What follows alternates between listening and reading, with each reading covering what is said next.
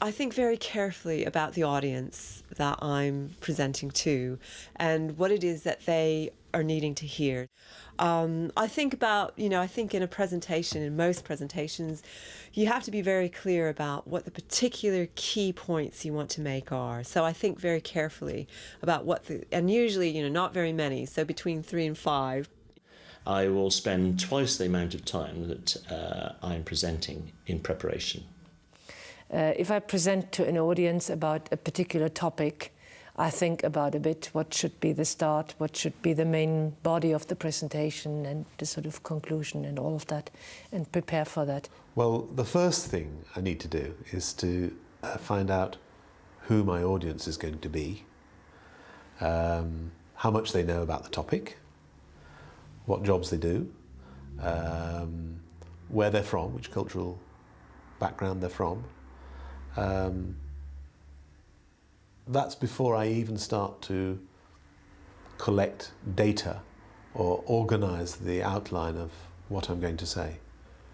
Because if you don't know who your audience is, you might prepare totally the wrong kind of presentation. Andrew Mallet is a communications expert and trainer. He has some advice about how to prepare for a presentation.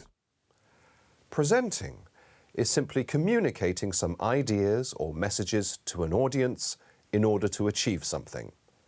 This is true for all presentations. So the first part of your planning is to identify your key messages. In other words, what you want to say. And you don't want many. 3 is fine. Anything more than 5 is probably too many. You also need to think about your audience. Who are they? What are they concerned with? What do they need to know? A successful presenter combines what they want to say with what the audience needs to hear.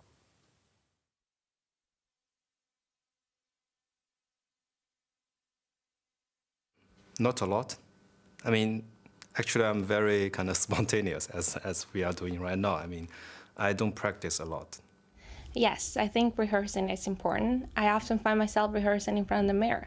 However, rehearsing too much might make the conversation you have with the audience during the presentation really mechanical, so you might lose your audience. Yes, I generally do, unless it's a presentation that I've done previously, in which case I already have experience and therefore I don't rehearse as much.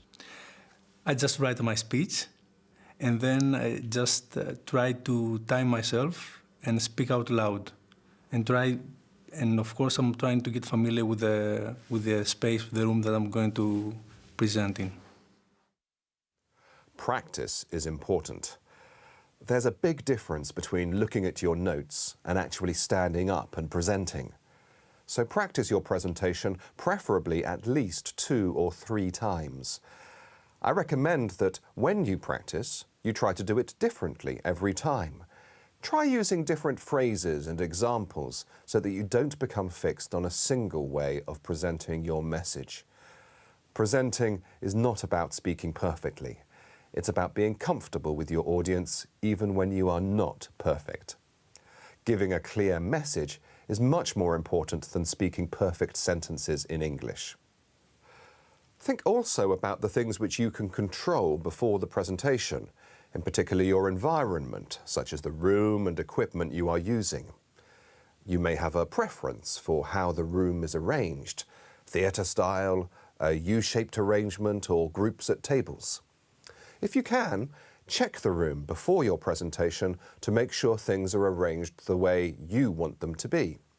Check all technical equipment so you're not anxious about whether the slides will work.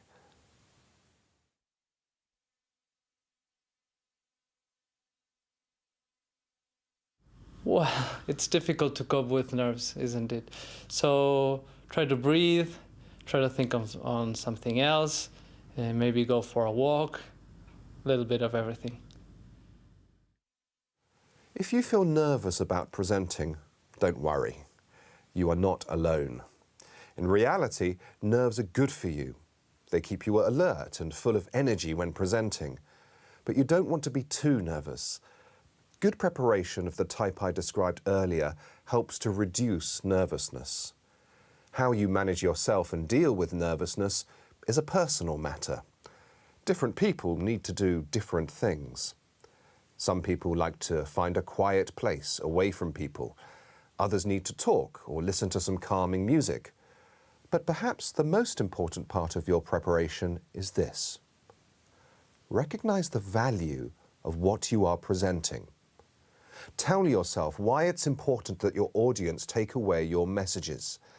The best presenters are the ones who genuinely believe in the value of what they're presenting.